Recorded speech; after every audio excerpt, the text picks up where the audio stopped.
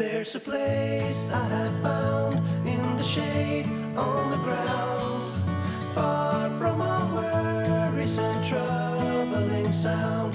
When I go there to be by myself, only me.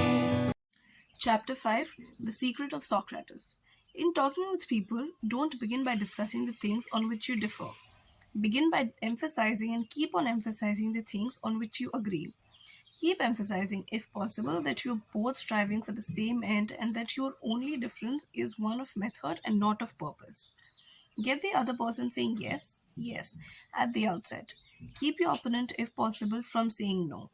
The skillful speaker gets at the outset a number of yes responses. This sets the psychological process of the listeners moving in the affirmative direction. It is like the movement of a billiard ball. Propel in one direction and it takes some force to deflect it, far more force to send it back in the opposite direction. The psychological pattern here are quite clear. When a person says no and really means it, he or she is doing far more than saying a word or two letters. The entire organism, glandular, nervous, muscular, gathers itself together into a condition of rejection.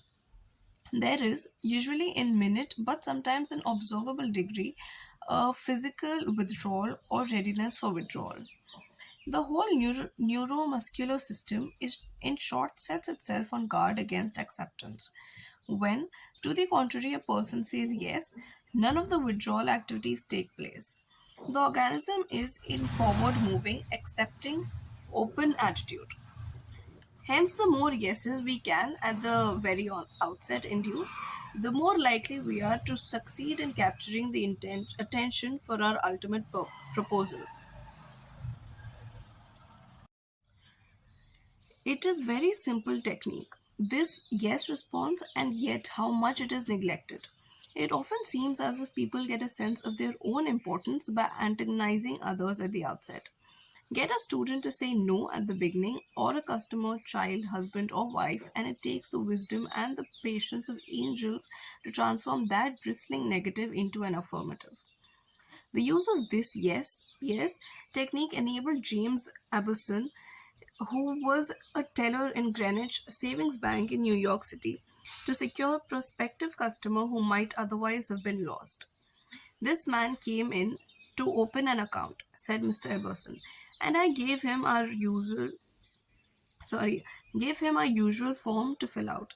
Some of the questions he answered willingly, but there were others he flatly refused to answer. Before I began the study of human relations, I would have told this prospective depositor that if he refused to give the bank this information, we should have to refuse to accept this account. I am ashamed that I have been guilty of doing that very thing in the past. Naturally, an ultimatum like that made me feel good. I had shown who was the boss, that the bank's rules and regulations couldn't be flouted. But that sort of attitude certainly didn't give a feeling of welcome and importance to the man who had walked in to give us his patronage.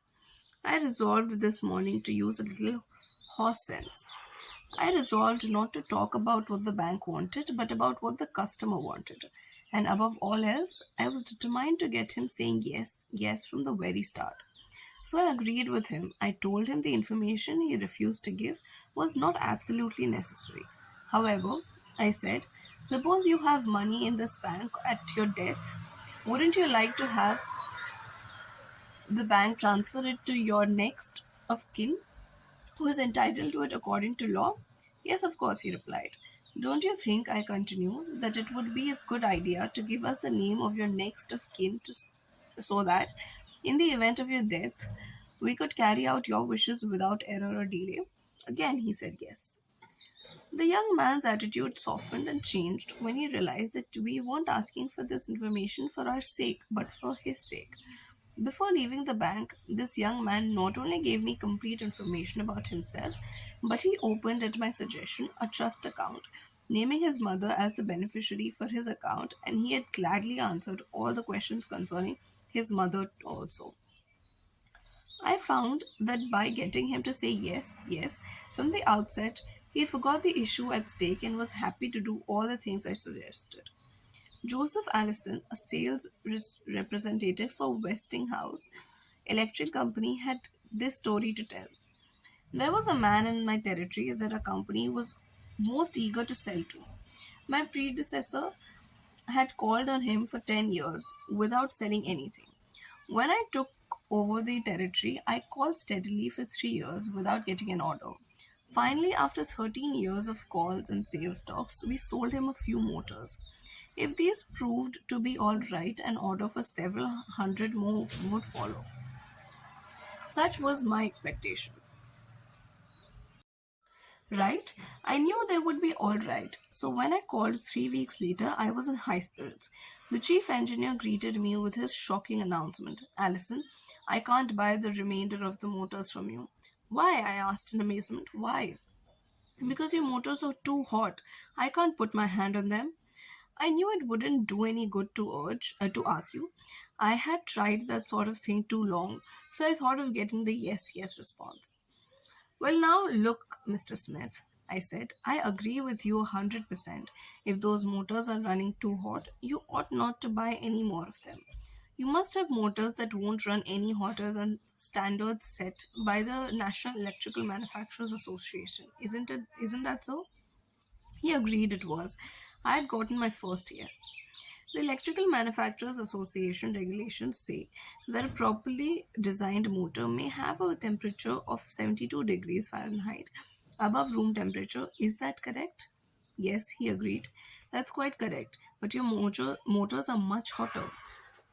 I didn't argue with him. I merely asked, how hot is the mill room? Oh, he said, about 75 degrees Fahrenheit. Well, I replied, if the mill room is 75 degrees and you add 72 to that, that makes a total of 147 degrees Fahrenheit. Wouldn't you scald your hand if you held it under a spigot of hot water at a temperature of 147 degrees Fahrenheit? Again, he had to say yes. Well, I suggested, wouldn't it be a good idea to keep your hands off those motors? Well, I guess you're right, he admitted. We continued to chat for a while. Then he called his secretary and lined up approximately $35,000 worth of business for the ensuing month. It took me years and cost me countless thousands of dollars in lost business before I finally learned that it doesn't pay to argue, that it is much more profitable and much more interesting to look at things from the other person's viewpoint and try to get that person saying yes, yes. Eddie Snow, who sponsors our courses in Oakland, California, tells how he became a good customer of a shop because the proprietor got him to say yes, yes. Eddie had become interested in bow hunting and had spent considerable money in purchasing equipment and supplies from a local bow store. When his brother was visiting him, he wanted to rent a bow for him from this store. The sales clerk told him they didn't rent bows, so Eddie phoned another bow store. Eddie described what happened. A very pleasant gentleman answered the phone. His response to my question for a rental was completely different from the other place. He said he was sorry, but they no longer rented bows because they couldn't afford to do so. He then asked me if I had rented before. I replied yes, several years ago. He reminded me that I probably paid $25 to $30 for the rental. I said yes again. He then asked if I was the kind of person who liked to save money. Naturally, I answered yes. He went on to explain that they had bow sets with all the necessary equipment on sale for $34.95. I could buy a complete set for only $4.95, more than I could rent one. He explained that is why they had discounted renting then. Did I think that was reasonable? My yes response led to a purchase of the set, and when I picked it up, I purchased several more items at this shop and have since become a regular customer. Socrates, the gadfly of Athens, was one of the greatest philosophers the world has ever known. He did something that only a handful of men in all history have been able to do. He sharply changed the whole course of human thought, and now, 24 centuries after his death, he is honored as one of the wisest persuaders who ever influenced this wrangling world. His method? Did he tell people they were wrong? Oh, no, not at all. He was far too adroit for that. His whole technique, now called the Socratic method, was based upon getting a yes yes response. He asked questions with which his opponent would have to agree. He kept on winning one admission after another until he had an armful of yeses. He kept on asking questions until finally, almost without realizing it, his opponents found themselves embracing a conclusion they would have bitterly denied a few minutes previously. The next time we are tempted to tell someone he or she is wrong, let's remember old Socrates and ask a gentle question, a question that will get the yes, yes response. The Chinese have a proverb pregnant with the age old wisdom of the Orient: he who tends softly goes far. So, rule number 5: get the other person to agree with you immediately. There can be no progress without heat on confrontation, and develop success from failures. Discouragement and failure are two of the surest stepping stones to success.